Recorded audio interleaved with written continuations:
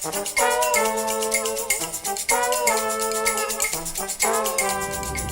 everybody, it's me, Ryan. I'm leaving Massachusetts.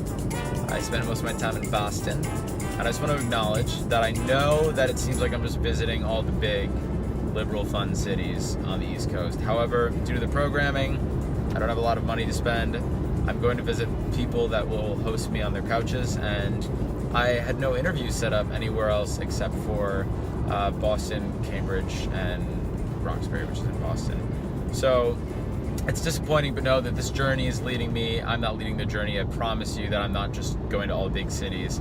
It's something I'm just a little self-conscious about. I know I've mentioned. So anyway, I arrive in Boston, and the tunnels there are very confusing, mad confusing, wicked confusing. And there's this great app that I highly recommend, #sponsor me, Spot Hero. You can look and compare all the prices of different parking garages. The closest parking garage to where I was going was $124 for the weekend. I found one for $19. So Spot Hero, sponsor me. And then I went and met up with my friend Sam, who is in my fraternity at Northwestern. It was great to see him. We're catching up. He works for the Boston Globe now, after having lived in Chicago and Seattle. He's really doing well for himself. It's good to see him. And I said, first night, I want to spend some time with you. What are we doing? He's like, we're going to watch the Sox. The Red Sox were on in the World Series, so we went to Fenway. Not to actually Fenway inside, but we went to the Fenway area, and we watched the game at a really nice sports bar, and I met some other Northwestern alums and Notre Dame alum who are all really great. Thank you, Matt and Gabrielle. Had a great time with you. And weirdly, we were kicked out of the bar at like 1:45, which was not okay, seeing as it was the longest World Series game in history, 18 innings. And I actually stayed awake for most of it. Sam and I went home to his neighborhood in North Boston and got some cannolis.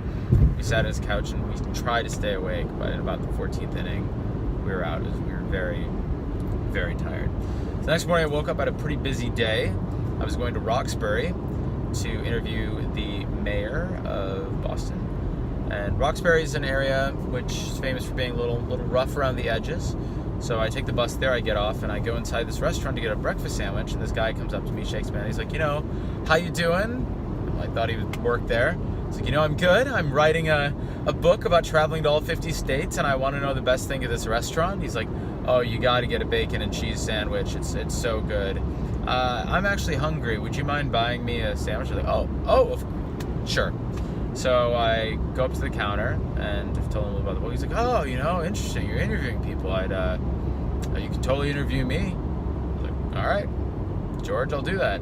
So we're at the counter. I'm like, I'd like to buy this gentleman a breakfast sandwich, the egg and cheese, right, George? He's like, actually, I want the bacon, egg, and cheese. So like $2.50 to $4.50. I'm like, all right, you're the man. He's like, and I'll take some home fries. I was like, all right. He's like, and a coffee. I was like, George, I'm not made of money here. I'm traveling to all 50 states, but I ended up buying it for him. And then I interview him. He's like, I have my bachelor's degree. I'm from the Ivory Coast. I speak 5 languages. And I was like, well, what do you think about living there? He's like, I love it. It's great. I really enjoy myself here. I was like, either you're lying to me and things aren't going as well. Like, why did I just buy you breakfast? You probably have more money than I do. Or else he was talking a big game, which I don't know. It must be difficult to say, I'm homeless or I'm struggling. But it would have been cool to actually get his story about what's going on. Hopefully that's not sacrificing journalistic integrity. It wasn't like tit for tat, sandwich for interview. When you listen to the podcast, it's not the greatest interview. It's just sort of like, yeah, everything's great here. Anyway, so then I showed up at the event, which is at a municipal hall where people were voting. And I talked to the mayor for about 5 minutes, Marty Walsh. And we talked a little bit about what cities can do in this age where they don't feel like there's leadership nationally. And he talked about being a part of a bipartisan organization of mayors and how those mayors, doesn't matter what party they're from, kind of compare notes in their cities and try to think of themselves as the laboratories. Remember the word laboratories. There's a theme here.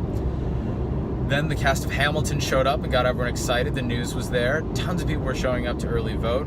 Mr. Marty Walsh gave a little speech about the importance of early voting, and these Hamilton actors were giving up their time, which is really cool because they had a 2-show day. And I was there to see my friend Ryan Garson as well, who's on the Hamilton tour as the assistant company manager, RYG.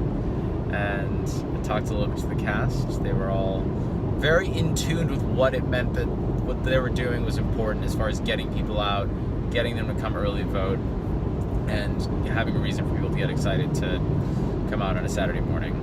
After that, I took the bus to Cambridge, and on the bus was this guy with the cameras at the event, a reporter. Started talking to him. Turns out he's 18. He's from Boston University. He's part of the paper. We talked a little bit about journalistic integrity, a little bit about my book, about how he wasn't sure if he wanted to go into journalism. What is journalism anyways? What I'm doing journalism. It was very cute. We talked for a while, and he's like, I don't know what I'm gonna do with my life. He's like, and you seem like you're so old, and you don't even know what you want to do with your life. I was like, true. So took the bus to Cambridge, and I went to interview Quentin Palfrey, who is running for lieutenant governor in Massachusetts. I went to his campaign office, the coordinated campaign for Democrats in Massachusetts. I sat down with him and had a really interesting interview. First of all, he's the great-great-grandson of Teddy Roosevelt.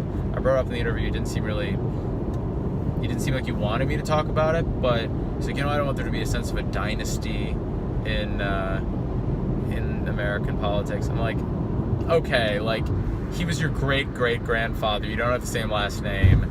You're not running for president 8 years after your dad got voted out of office, # George W. Bush. So I think you're okay. But one thing that Quentin said that was really important and interesting is the difference between local government and national government.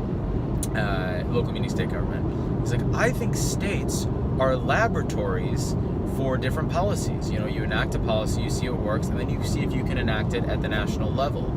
And then I try to ask them the question, well, do you think if you try to pass legislation at a national level, you should have different options? You should sort of let the states decide, do you want a California plan? Do you want a Montana plan? Do you want a New Jersey plan? Sort of different sizes. On I-95 South. Thank you. For different size plans for different states, talking about healthcare or something like that, as an example. And he sort of answered the question. He sort of said, yes, I think that's a good idea, but ultimately you need the national government to lead. So anyway, very nice guy. Best of luck to you in the campaign coming up.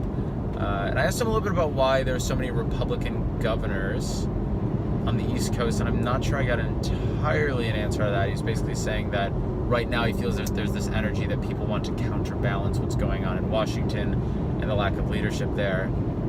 That's great. But I just wonder what led to all these state houses in, Vermont, New Hampshire, and Massachusetts and Maine all being Republican for the past 4 to 8 years. I thought that was Continue on I-95 South. See, I don't need you to tell me to keep continuing. I'm not an idiot. So after that, I went to meet up with my friend Ryan Garson, who's the assistant company manager of Hamilton. He talked a lot about life on the road.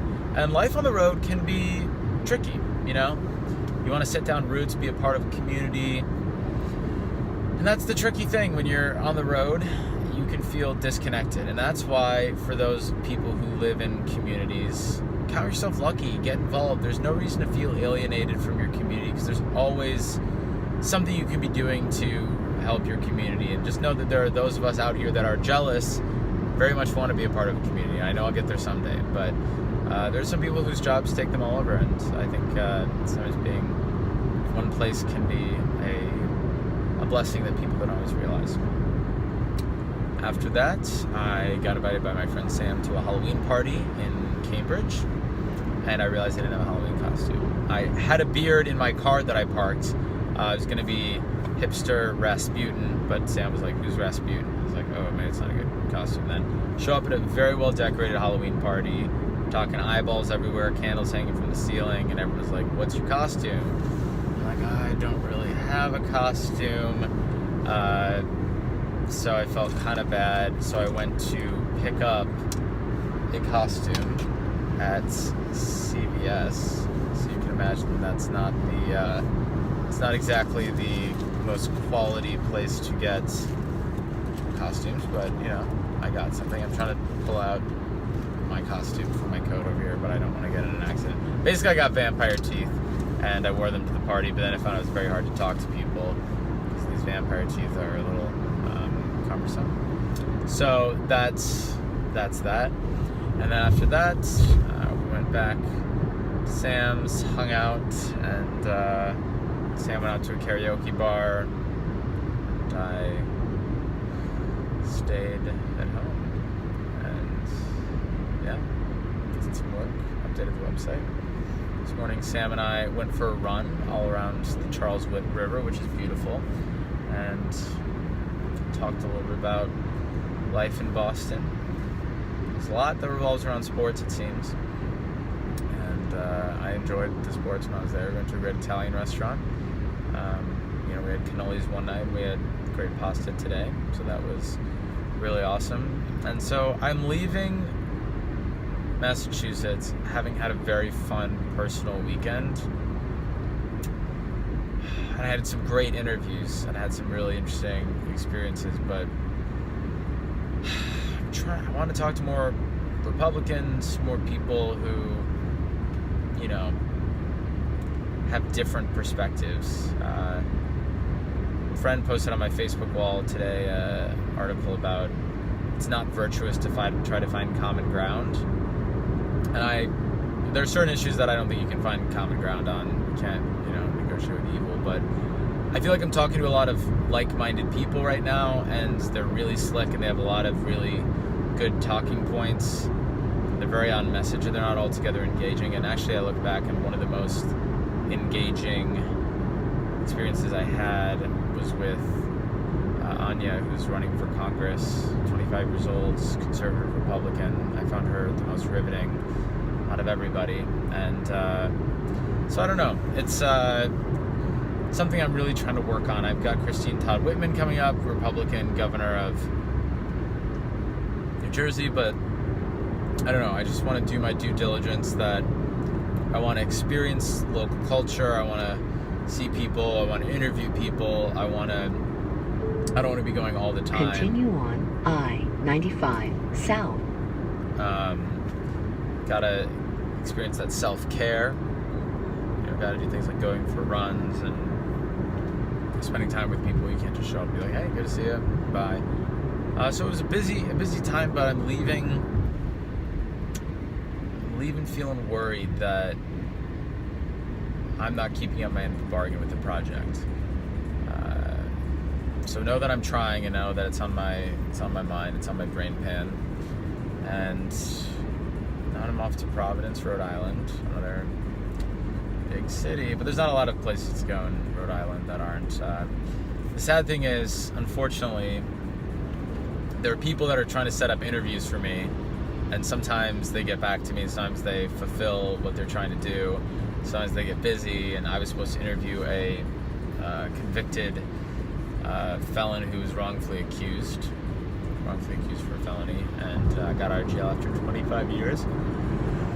And that didn't end up panning out, so I don't know. Sometimes I'm just adrift, and I can't. Not every state is going to be perfect, I'm not going to be able to do my best job in every state. Even though I got some really cool interviews, I'm not sure I'm changed. But then again, maybe Massachusetts just kind of has its shit together, and Boston's a place where you just go have a good time. So I wish I wasn't on such a tight schedule. Could have gone some other places, but I don't know. We'll see what happens, and I think I definitely have the Boston state of mind. Maybe I need to come back and get the Massachusetts state of mind later on. So thanks for listening, and I'll see you in Rhode Island.